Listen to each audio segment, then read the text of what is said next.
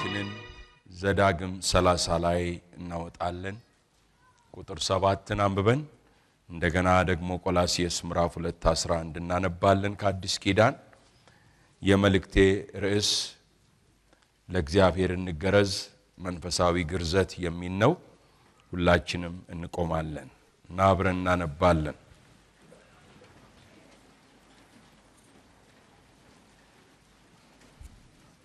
ምዕራፍ 30 ቁጥር 7 ላይ እንደዚህ ይላል የእግዚአብሔር ያምላካችን ቃል ከቁጥር 6 ጀምሬ ላንብበው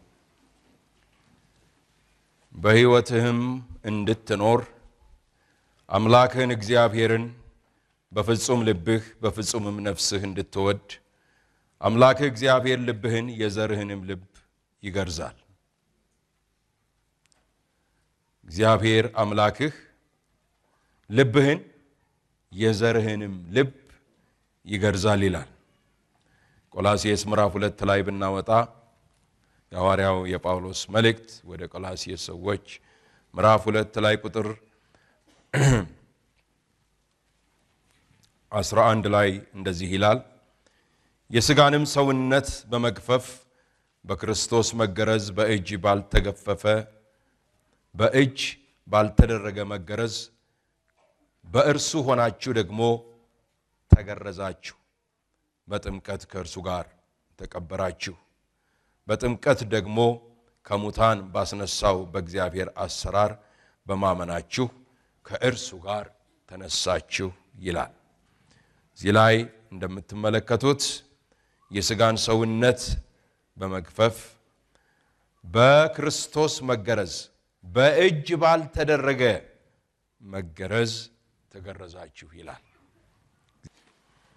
የእግዚአብሔር ቃልን እንዳጠናችሁት ካጠናችሁና እንደገናም ደግሞ በቤተ ክርስቲያናችን የደቀ መዝሙር ተማሪዎች ሆናችሁ በዛ ውስጥ ያለፋችሁ እንደምታውቁ በመጽሐፍ ቅዱሳችን ላይ 7 ወይ 8 የሚሆኑ ኪዳኖች አሉ እነዚህ ኪዳኖች እግዚአብሔር በየዘመናቱ ከሰዎች ጋር የገባው ቃል ኪዳን ነው እግዚአብሔር ቃል ኪዳን ከገባ ቃል ኪዳኑን አይሰብርም ቃል ኪዳንን ግን የሚሰብር ሁሉ ጊዜ ሲሰብር የተገኘ ሰው ነው እግዚአብሔር ታማኝ ነው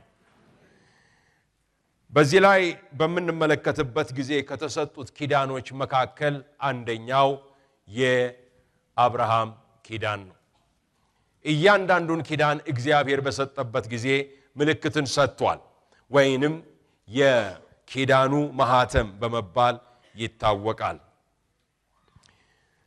ይሄም የአብርሃም ኪዳን በሰጠው ጊዜ እግዚአብሔር ሰፋ ያለ ነገር ነው የነገረው ከዘመዶቹ ከወገኖቹ ከሀገሩ ለይቶ እርሱ በሚመራው መንገድ እንደሚወስደው ተናገረውና እግዚአብሔር ብዙ አይነት ባርኮቶችን ሰጠው ገናና እንደሚያደርገው ዘሩን እንደ ሰማይ ከዋክብት እንደ ምድር አሸዋ እንደሚያበዛ ስሙን እንደሚያገነው እሱን የሚባርኩ እንደሚባርኩ የሚረግሙት እንደሚረገሙ እግዚአብሔር ይህንን ተናገረና ለዚህም ለገባለት ቃል ኪዳን ማህተም ወይ ደግሞ ምልክት እንዲሆን ግርዘትን ሰጠው ስለዚህ እግዚአብሔር ለአብርሃም ሲናገረው በቤት የተወለደ ሁሉ ወንድ ይገረዝ አለ ከዛም በኋላ ደግሞ ካንተ በኋላ ይህ ለትውልድና ለወገኖች የምታስተላልፈው ነው ወንድ ልጅ በሚወለድበት ጊዜ በ8ኛው ቀን እንዲገረዝ ብሎ እግዚአብሔር አምላክ ይህን መመሪያ ለአብርሃም ሰጠው ስለዚህ ከዛ ጊዜ ጀምሮ በእግዚአብሔር ቃል ስንመለከት እስከ አዲስ ኪዳን ኢየሱስ ክርስቶስ እስከሚመጣበት ድረስ ይህ የግርዘት ሥርዓት ተጠብቆ በአይሁድ ዘንድ ይኖር ነበር ለአይሁድ በጣም አስፈላጊ የሆነ የሚኮሩበት አይሁድ የሚመጻደቁበት ወይ ደግሞ ማንነታቸውን ከሌሎች ህዝቦችና ወገኖች ሁሉ ለየት አድርጎ የሚያሳያቸው እንደሆነ ስለሚያምኑ ግርዘትን አጥብቀው ይይዙት ነበር ጌታችን ኢየሱስ ክርስቶስ ከመጣ ከሞተ ትንሣኤን ካገኘ ወደ አባቱ ካረገና ቤተክርስቲያን በ50ኛው ቀን ከርገቱ በኋላ መንፈስ ቅዱስ ወርዶ ከመሰረታት በኋላ ለቤተ ክርስቲያን መጀመሪያ የገጠማት የመጀመሪያው ችግር የግርዘት ችግር ነው። በቤተ ክርስቲያን ውስጥ ሶስት የተለያዩ ሰዎች ተገኙ። እነዚህ ሁሉም አይሁዳውያን ነበሩ። የመጀመሪያዎቹ አይሁዳውያን የሚሉት ማንም ሰው ምንም እንኳን በክርስቶስ ቢለወጥ ወደ ቤተ ክርስቲያን ለመግባት ግርዘትን መፈጸም ይኖርበታል ብለው አሉ። ሁለተኛዎቹ ክፍሎች ደግሞ እነ ጳውሎስና ከጳውሎስ ጋር አብረውት የነበሩ አገልጋዮች በሚናገሩበት ጊዜ ወይንም እንደሚያምኑት በምንም አይነት ሁኔታ ክርስቶስ ሁሉን ነገር በመስቀል ላይ ስለጨረሰው በእርሱ መስቀል ላይ የሚታከልበት ሌላ ሥራ ምንም ስለሌለ ማንንም ሰው ቢሆን ወደ እግዚአብሔር መንግሥት መግቢያው ክርስቶስ በመሆኑ ስለ ግርዘት እንድናነሳበት አያስፈልግም አሉ። ሶስተኞቹ ሰዎች ደግሞ ምን አሉ? ለማስማማት ሞከሩ። ጥሩ ነው፣ ጳውሎስም የምትሉት ጥሩ ነው፣ እንደገናም ደግሞ እናንተ የምትሉት ጥሩ ነው። አይሁዳውያን ለምን ግርዘትን እየፈጸሙ የውሃ ጥምቀት እየወሰዱ ወደ ቤተ ክርስቲያን አይጨመሩም አሉ። ይሁን እንጂ እነ ጳውሎስ በፍጹም አሉ፣ በክርስቶስ መስቀል ሥራ ላይ ምንም አይታከልበትም። ሃሌሉያ! በጸጋው ሥራ ላይ ምንም የሚጨመር ነገር የለም። ክርስቶስ ሁሉን ፈጽሞታል፣ ሁሉን አድርጎታል፣ ሁሉን አከናውኖታል ብለው ተናገሩ። እግዚአብሔር የተመሰገነ ይሁን። ስለዚህ የቤተ ክርስቲያን የመጀመሪያው ችግር በነበራቸው ጉባኤ ሲፈታ አንድ ሰው ወደ ክርስቶስ ከመጣ በኋላ በምንም አይነት ሥርዓት ልናስጨንቀው አይገባም፣ ክርስቶስ ሁሉ በሁሉ ሆኖለታል ብለው ይሄንን ወሰኑ። ስለዚህ የግርዘት ነገር በዛ ላይ ወገኖች ሆይ እንደቀረ እንመለከታለን። በብሉይ ኪዳንም ቢሆን ስለ ግርዘት ቢነገርም አይሁድ የሚጠብቁት ስለነበረ የእግዚአብሔር ነቢያት መገለጥን አግኝተው ነበረ። ያገኙትም መገለጥ ለሰው ትልቁ ነገር የሥጋ ግርዘት ሳይሆን የልቡ መገረዝ ነው ብለው ይሄንን ነገር ይናገሩ ነበር ለአይሁዳውያን። ከነዚህም ነቢያት ሁለቱ ወገኖች አንደኛ ሙሴ ሲሆን ባነበብነው ክፍል ላይ እንዳየነው እግዚአብሔር በሙሴ በኩል መልእክት ሲያመጣላቸው ምን አለ? ግርዛትን የልብ ግርዛትን ለናንተና ለልጆቻችሁ እሰጣለሁ፣ በፍጹም ልባችሁ በፍጹም ነፍሳችሁ እግዚአብሔር አምላክን ማምለክ የምትችሉት ያን ጊዜ ነው ብለው ሲናገሩ እንመለከታለን። እግዚአብሔር በሱ በኩል እንዲህ ብሎ ተናገረ። እንደገና በኤርምያስ ምዕራፍ 4 ቁጥር 4 ላይ በሚነገርበት ጊዜ ኤርምያስ አለ የልባችሁን ሸለፈት አስወግዱ። ግርዛት የሥጋ ሳይሆን በልባችሁ ላይ የተንጠለጠለ የተቋጠረ እግዚአብሔር የማይደሰትበት ነገር ስላለ ያንን ነገር አስወግዱ ብሎ ሲናገራቸው እንመለከታለን። ስለዚህ ልባችን ለእግዚአብሔር ትክክል ከሆነ የልብ ሁኔታ ከተስተካከለ እግዚአብሔር ይደሰትብናል ማለት ነው። አንድ ጊዜ ኤርምያስ በእርሱ ዘመን ስለነበሩት ሕዝቦች ሲናገር አንድ አጭር ነገር ተናገረ። ለአፋቸው ቅርብ ነህ፣ ከልባቸው ግን ሩቅ ነህ አለ እና የልብን ነገር ይናገር ነበረ ነብዩ ብዙ ጊዜ። በዚህ ላይ እንድንመለከት የምፈልገው በዚህ አጭር መልእክቴ ውስጥ ሁለት ነገሮችን። አንደኛው ይሄ የብሉይ ኪዳን ግርዘት ዛሬ በአዲስ ኪዳን ለምንኖር ሰዎች ምንን ያስተምረናል በሚል አራት ነጥቦችን እንዲሁ አጠር አድርጌ መናገር እፈልጋለሁ ለምትጽፉ ሰዎች።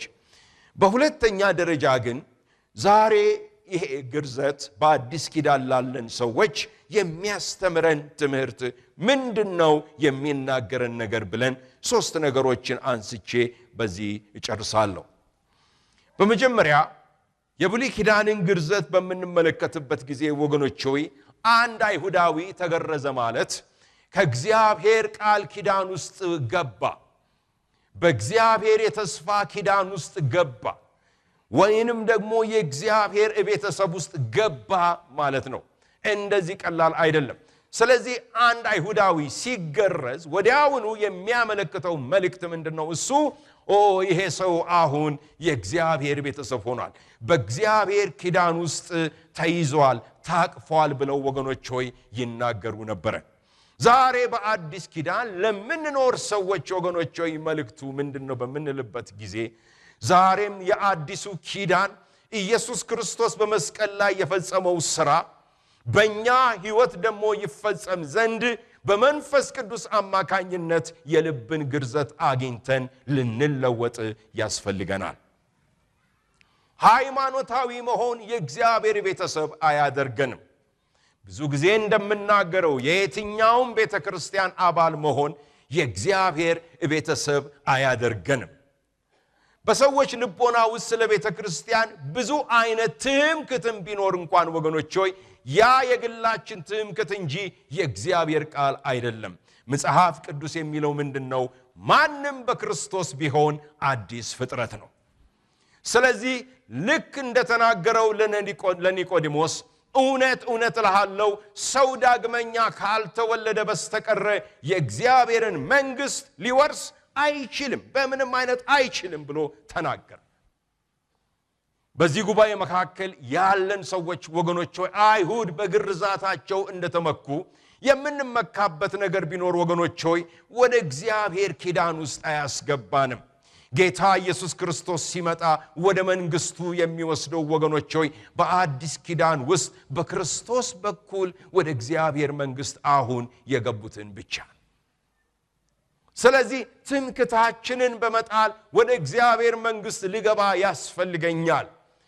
ኢየሱስ ክርስቶስ ብቻውን አዳኝ ነው። ብቻውን የሚቀጠልበት ነገር የለም ወገኖች ሆይ፣ የሚጨመርበት ምንም አይነት ነገር የለም። ብቻውን አዳኝ ነው። ሃሌሉያ! ስለዚህ ይሄንን አምነን እንድንቀበለው ያስፈልገናል። ሁለተኛ ይህ አይሁዳዊ በሚገረዝበት ጊዜ ወደ እግዚአብሔር ቤተ መቅደስ ገብቶ የማምለክ መብቱ የተጠበቀለት ነው። ማንም ሰው ወገኖች ዛሬ በዚህ በር ውስጥ ብዙ ሰዎች እንደሚገቡ በዛን ጊዜ ወገኖች እንደ ማንም ሰው የፈለገው ሰው ዘው ብሎ አይገባ። ጳውሎስ የተከሰሰው በዚህ ምክንያት ነው። በኢየሩሳሌም በያዙት ጊዜ ያልተገረዙ ሰዎችን ወደ ቤተ መቅደስ አስገብቷል ብለው ነው ትልቅ ክስ ያቀረቡበት። ስለዚህ ለዚህ ሰው ፍጹም የሆነ ምን ይሰጠዋል ወገኖች ሆይ? ስልጣንን ይሰጠዋል ማለት ነው። መግባት ማምለክ እግዚአብሔርን እንዲችል ያደርገዋል። ግርዛት ስለፈጸመ ብቻ ማለት ነው። ዛሬ ወገኖች ሆይ ማንኛችንም እከሌ ከከሌ ሳንባል ወደ እግዚአብሔር ቤት ውስጥ መግባት ችለናል። እርሱም ክርስቶስ ከፈጸመው ሥራ የተነሳ ነው። በቤተ መቅደስ ውስጥ በምንገባበት ጊዜ 3 ክፍሎች አሉት። የማምለኪያው ስፍራ የመጀመሪያው ስፍራ አይሁዳውያን ወንዶች ከፊት ሆነው ለመሰዊያው ቅርብ ሆነው ለቅዱስ ስፍራ ቅርብ ሆነው አምልኮት የሚፈጽሙበት ቦታ ነው። እነዚህ በቃ የቀረቡ ለእግዚአብሔር ልብ የቀረቡ ሰዎች ተብለው የሚጠሩ ናቸው። ሁለተኛው ክፍል ወደ ኋላ ያለው ደግሞ አንዳንድ ሥርዓቶችን በመፈጸም ወደ አይሁድነት የገቡ ወንዶችን የሚመለከት ነው። ሥርዓትን ስለፈጸሙ ምን ይሆናሉ ማለት ነው? በቃ ይገባሉ። ነገር ግን እንደ ፊተኞች እንዳሉት ለእግዚአብሔር ቅርብ አይደሉም። ከዛ መጨረሻ ላይ ያለው ስፍራ ደግሞ ለሴቶች የተሰጠ ስፍራ ነው። አይሁዳውያንም ቢሆኑ ሴቶች ናቸውና የመጨረሻው ስፍራ ላይ ነው የሚሆኑት። ጌታ ኢየሱስ ክርስቶስ መጥቶ ወደ ቤተ መቅደስ ገብቶ ጉማሬን ይዞ እነዛን ለዋጮችና ሻጮችን ያባረረው ኋላ በኩል ሴቶች ያመልኩበት በነበረው ስፍራ ይካሄድ የነበር ማን ከሰው ይቆጥራቸዋል? ከከብት ጋር አብረው ሆኖ ማምለክ ይችላሉ ብለው ያምኑ ነበር። ስለዚህ እዛ ገብቶ ነው ብዙ ሥራ ኢየሱስ ክርስቶስ የሰራው። ቤቴ የጸሎት ቤት ይሆናል ያለው። ልብ በሉ። ምንም እንኳን አንድ ሰው ሥርዓትንም ቢፈጽም አይሁዳዊ ስላልሆነ በእግዚአብሔር ቤት ውስጥ በእግዚአብሔር መንግስት ውስጥ ዜግነቱ ሁለተኛ ነው። አሁን ወደ አዲስ ኪዳን በምንመጣበት ጊዜ ሁለተኛ የመንግስተ ሰማያት ዜጋ አንደኛ ዜጋ የሚባል ነገር የለም። ሃሌሉያ። ሁላችን በክርስቶስ በኩል ወደ መንግስቱ ፈልሰን ገብተናል። አያችሁ። ስለዚህ ምንድነው እሱ አሁን ጳውሎስ ሲናገር ጨዋም መሆን አልተቻለም፣ ባሪያም መባል አልተቻለም፣ ግሪክ አይሁዳዊ ሁሉ በክርስቶስ ተጠቃሏል፣ ሴት ወንድ መባል አልተቻለም። አንድ የመንግስተ ሰማያት ዜጎች ነን ሁላችን። ሃሌሉያ አሜን። ይሄ በጣም ያስደስታል። ስለዚህ ወገኖች ሆይ ይህ ሰው ይገባና እግዚአብሔርን ያመልካል። ዛሬ አምልኮታችን የተያያዘው ከልባናችን ጋር ነው። ጌታ ኢየሱስ ክርስቶስ ሲናገር እግዚአብሔር መንፈስ ነው፣ የሚያመልኩትም ሁሉ በእውነትና በመንፈስ ያመልኩታል አለ። ሰው እግዚአብሔርን ለማምለክ የእግዚአብሔር ማንነት መጀመሪያ እንዲገለጥለት ያስፈልጋል። ልዕልናው፣ ቅድስናው፣ ታላቅነቱ፣ ሁሉን ቻይነቱ። ስለዚህ እግዚአብሔር አምላክ በሕይወታችን ላይ ግርዛትን በሚፈጽምበት ጊዜ ያን ጊዜ ማምለክ ይቻላል። ለአንዳንድ ሰዎች በጣም ከባድ ነው። ወደ ቤተ ክርስቲያን መጥተው ሲያዩ፣ እንግዶች ሆነው ሲያዩ ሰዎች ለ45 ደቂቃ ለ1 ሰዓት ቆመው ሲዘምሩ ማየት ይሄ እንዴት ይቻላል ይላሉ። አይቻልም። ይሄ እውነት ነው እኮ አይቻልም። የቻል ነው በውስጣችን ኢየሱስ ክርስቶስ ስለነገሰና ማንነቱን ስላወቅን ነው። ስሙ የተባረከ ይሁን። ሃሌሉያ አሜን። ሶስተኛው ወገኖች ሆይ አንድ ሰው ግርዛትን በመቀበል ውርስን መውረስ ይችላል።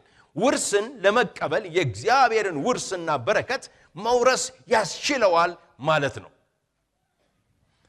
እስራኤላውያን በኢያሱ መሪነት ወገኖች ሆይ ወደ ዮርዳኖስ እንደደረሱ መጽሐፍ ቅዱስ ይነግረናል። ዮርዳኖስ እጅግ በጣም ኃይለኛ ወንዝ ነበርና በጊዜው ሊሻገሩት አልቻሉም ነበር። እግዚአብሔር ግን ይፈልግብናል። ልባችን ከሱ ጋር ትክክል እንዲሆን እንደ ዳዊት እግዚአብሔር ይፈልጋል። ውስጣዊ ነው።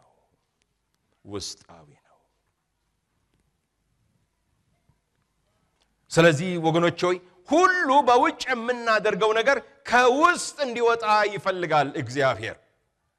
ከውጭ ግን የምናደርገው ነገር ወደ ውስጥ ሊገባ አይችልም። ከውስጣችን ገብቶ ከልባችን ውስጥ እንዲፈልቅ ይፈልጋል። ዝማሬያችን፣ አምልኳችን፣ አስራታችን፣ መባችን፣ አገልግሎታችን፣ ድካማችን ከልብ ውስጥ እንዲወጣ እግዚአብሔር ይፈልጋል። በጎ መስዋዕት እንዲሆን እግዚአብሔር ይፈልጋል።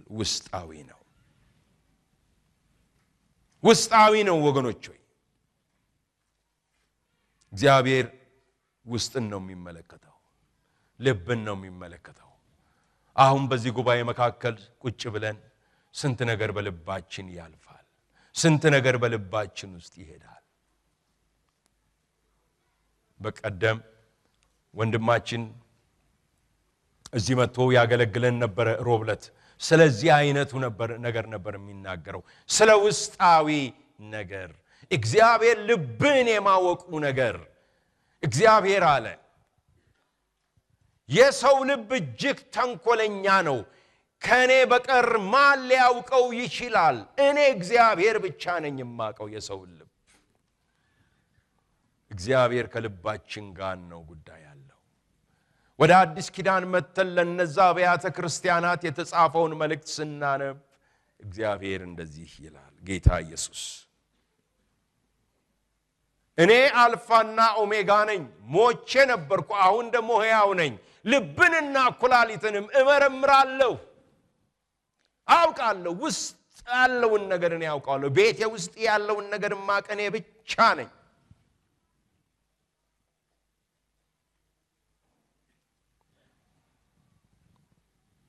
አንዳንድ ጊዜ እንዲህ ያለውን ነገር ሰዎች ያውቁ ይሆን? እንዲህ ያለውን ነገር ፓስተር ያውቅ ይሆን? በፍጹም የማይቻል ነገር ነው። ጌታ ግን ይላል እኔ ግን አውቀዋለሁ። እኔ ግን ውስጡን ያለውን ነገር ሁሉ አውቃለሁ። የማላውቀው ምንም ነገር የለም። በአንተ ልብ ውስጥ ያለውን ሁሉን አውቃለሁ። ከዚህ ወጥተህ ልታደርግ ያቀድከውን ነገር አውቀዋለሁ። ለዛሬ ሳምንት የቀጠርከውን ነገር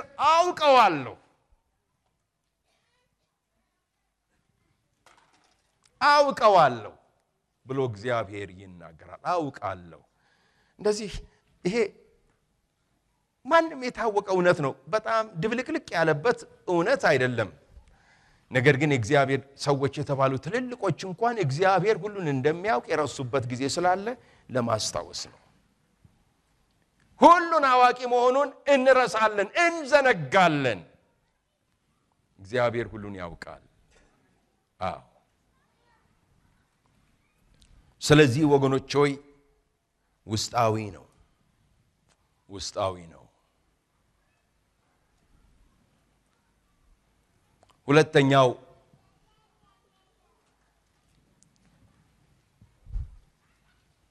የብሉይ ኪዳን ግርዘት በሰው እጅ የሚደረግ ጳውሎስ እንዳለው በቆላስይስ 2 ላይ የአዲስ ኪዳን ግርዘት ግን በእግዚአብሔር በራሱ የሚደረግ ነው። እግዚአብሔር ነው የሚያደርገው ግርዘቱን የሚያካሂደው። ቃሉን ይዞ መንፈስ ቅዱስን ይዞ እግዚአብሔር አምላክ ያደርገዋል።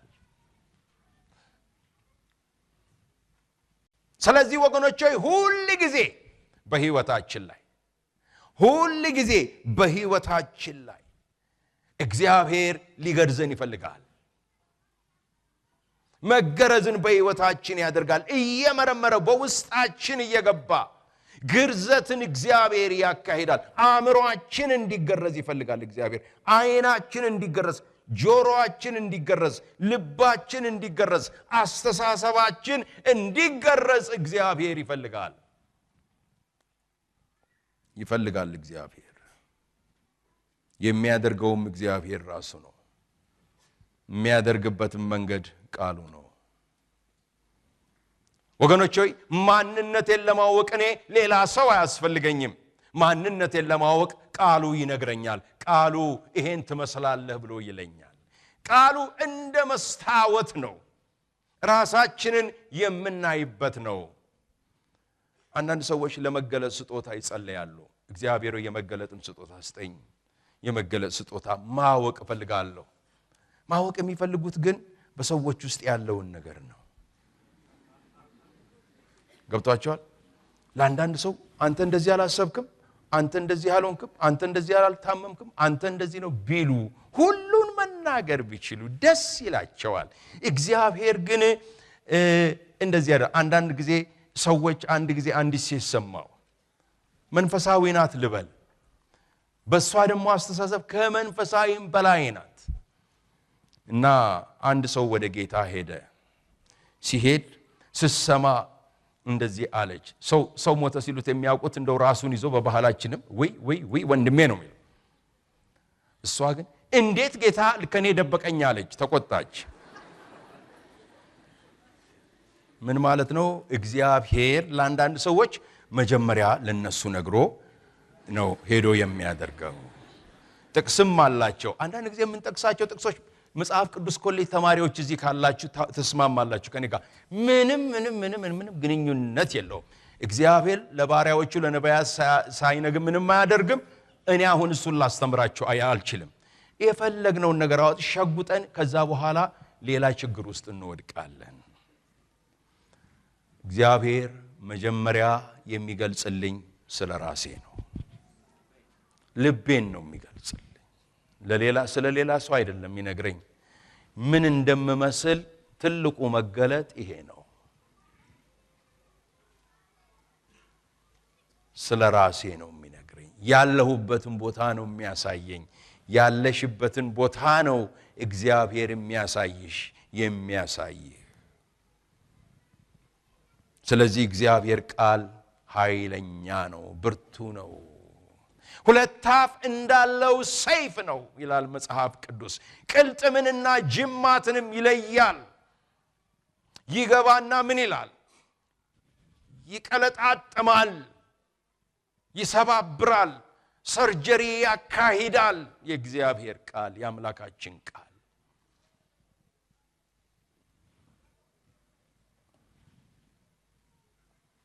እግዚአብሔር ወገኖች ሆይ ዘመናችን ብዙ ቢሆንም በእርሱ ዘንድ ምንም አይነት ተስፋ ቢኖር ግብጽ ሸለፈት ውስጣችን ካለ እንዲወድቅ እግዚአብሔር ይፈልጋል። እግዚአብሔር ያዕቆብን ወደድኩ አለው። ወደድኩት ያዕቆብን አለ እግዚአብሔር። ይሄን የወደደውን ያዕቆብ 20 ዓመት በላባ ቤት ካሳለፈ በኋላ እግዚአብሔር አዞት ወጣና የያቦቅን ወንዝ ቤተሰቦችን አሻግሮ እሱ በወዲህ በኩል ቀረ። እግዚአብሔርም ለያዕቆብ ተገለጠለት። እናቀዋለን ታሪኩን። ተገለጠለትና እግዚአብሔር ለያዕቆብ ስምህ ማን ነው አለው። ምን አይነት ጥያቄ ነው? እግዚአብሔር ሁሉን የሚያውቅ እግዚአብሔር ስምህ ማን ነው? ያዕቆብ ምንድነው እግዚአብሔር የሚያረጋው? መስታወት ያዘና ፊትህን እየው አለው። ራስህን እስቲ ለመጀመሪያ ጊዜ እየው። አንተ አታላይ፣ አንተ አጭበርባሪ፣ እየው እስቲ ለመጀመሪያ ጊዜ ከራስ ጋር ተገናኝ አለው። ስሙን ተናገረ። ያዕቆብ ብልጣብልጥ፣ ያዕቆብ አዋቂ። እግዚአብሔር ፊት ሆኖ እንኳን ከመገረዙ በፊት አለቀቀውም ያ ብልጣብልጥነቱ። ስሜን ከጠየቀኝ አለ ያዕቆብ፣ እኔ ስለምን አልጠይቀውም ማለት ነው። ስምህ ማን ነው አለው። አንተ ብልጥ ነዋ፣ የሚያልፈው ነገር የለማ። እግዚአብሔር አለው ለምን ስሜን ትጠይቀኛለህ? የኔ ስም ድንቅ ነው፣ ስለዚህ ስሜን አትጠይቀኝ። ያዕቆብና የእግዚአብሔር ትግል ሸለፈቱን አላስነካም ሲል ነው እኔ እንደሚመስለኝ። ሩጫውን መንካት ነበረበት እግዚአብሔር፣ እሽቅድድሙን መንካት ነበረበት። ያዕቆብ ማንከስ ነበረበት በስጋው፣ በመንፈሳዊ እርምጃውን ማስተካከል ነበረበት። ተገርዞ ወጣ። ከዛሬ ጀምሮ ስምህ እስራኤል አይደለም፣ ያዕቆብ አይደለም፣ እስራኤል ነው። የእግዚአብሔር ልዑል ነህ። በቃ የእግዚአብሔር ልዑል ነህ አንተ። ተለወጠ፣ ተቀየረ። እግዚአብሔር ፊት ስንቀርብ ተቀይረን ነው የምንወጣው። ልዩ ሰዎች ሆነን ነው የምንወጣው። ግብጽ ከላያችን ላይ ሲወድቅ ወገኖች ሆይ አንዳንዱ ነገር እንፈልጋለን እኮ እንዲወድቅ። አልፈልገውም፣ ቁጣዬን አልፈልገውም፣ ሐሜቴን አልፈልገውም፣ ሌባ መሆኔን አልፈልገውም፣ ማመንዘሬን አልፈልገውም፣ አሽሙረኛ መሆኔን አልፈልገውም የምንለው ብዙ ነገር አለ። እኛ አይደለንም። የሚገርዝ ያስፈልጋል። የሚገርዝ እግዚአብሔር ነው። ግን በፍቃደኝነት ስንቀርብ ብቻ ነው። በቃሉ እግዚአብሔር ይመጣል። ጥሩ መንፈሳዊ አባቶችም ይገርዛሉ። አንድ ጊዜ ጢሞቴዎስን ጳውሎስ በአካባቢው ስለነበሩ ሰዎች እንቅፋት እንዳይሆንበት ለአገልግሎቱ ገረዘው ይላል። በግርዛት ላይ ስህተት መፍጠር ማለት ሰውየው ፍሬ እንዳይኖረው በህይወቱ ዘመን ሁሉ ማድረግ ነው። አባቶች ብቻ ናቸው የሚገርዙ። ሶስተኛው የአዲስ ኪዳን ግርዘት የሚያቆም አይደለም፣ የሚቀጥል ነው። ሁሉ ጊዜ የብሉይ ኪዳን ግርዘት አንዴ ነው፣ በቃ በእድሜ ልክ። የልብ ግርዘት ግን አያቆምም። የት ድረስ? ክርስቶስን እስክንመስለው ድረስ፣ የሱ ገጽታ በእኛ ላይ ፍጹም እስኪሆን ድረስ፣ ምናልባት ከዚህ ዓለም እስክንሄድ ድረስ አያቆምም። ዛሬም ነገም ከነጎዳያም። እባካችሁ ይህን መጽሐፍ ቅዱስ ስናነበው ቤታችን እንደ ዕለቱ ጋዜጣ እናንብበው፣ በጸሎት ሆነን እናንብበው። እግዚአብሔር ለኔ በዚህ ውስጥ ምን መልእክት አለው? እግዚአብሔር ምን ይናገረኛል ብለን እናንብበው። ምክንያቱም መስራት አለበት መከናወን አለበት በሕይወታችን ላይ የሚከናወነው ነገር ሁሉ የማያቋርጥ ነው ወደ ክርስቶስ ሙላዓት እስከንደርስ ድረስ አያቋርጥም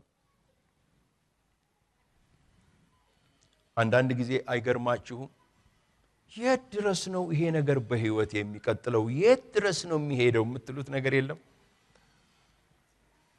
ወደንም ጠላንም አንዳንዱ ነገር ይኖራል ይለናል እግዚአብሔር ለጳውሎስ እንዳለው አይዞር አላደርገውም ይኖራል ካንተ ጋር የሚኖር ነው ጸጋዬን ያስተምርሃል ትህትናን ያስተምርሃል መዋረድን ያስተምርሃል አይለወጥም የሚለን ነገር አለ ጸሎታችን ሁሉም ላይ መለስ ይችላል ጸጋው ግን ይበቃናል ጸጋው ግን ይትረፈረፍልናል በመጨረሻም ወገኖች ሆይ ዛሬ ህይወታችን ልቦናችን መንፈሳችን ሁሉ ለግርዘት እንዲዘጋጅ ያስፈልጋል በእግዚአብሔር ፊት ግርዘት እንዲደረግልን ያስፈልጋል ያን ጊዜ ወገኖች ሆይ ከእርሱ ኪዳን ውስጥ እንገባለን እዚህ ጉባኤ መካከል ሃይማኖት የሌለው ሰው የለም ሁሉ ሰው ሃይማኖት አለው ብየላለሁ ከየትም እንምጣ ነገር ግን ወገኖች ሆይ ሃይማኖት መኖሩ ደህንነት አይሆነንም ዛሬ ኢየሱስ ክርስቶስን ወደ ልባችን እንጋብዘውና ከዚህ ከተያስኩበት ነገር አላቀኝ ግርዘትን ስጠኝ እንበለው ዛሬ ጌታን አውቀነውና ተረድተነው በመንፈስና በእውነት እናምልከው ወራሾች ነን የሚጠብቀን ውርስ አለ ነገር ግን ከሁሉ በላይ ያለን ውርስ ሰማያዊ ነገር ነው መንፈሳዊ ነገር ነው ሌላው ሳንፈልገው ይከተለናል በመጨረሻም ወገኖች ሆይ ከእግዚአብሔር ጋር ትክክል ሆኖ መኖር ከሁሉ ነገር ሁሉ በላይ ነው እግዚአብሔር መንፈስ ቅዱስ ይለናል የልባችሁን ሸለፈት አስወግዱ ራሶቻችንን ዝቅ አርገን በጸጥታ ሆነን እንጸልያለን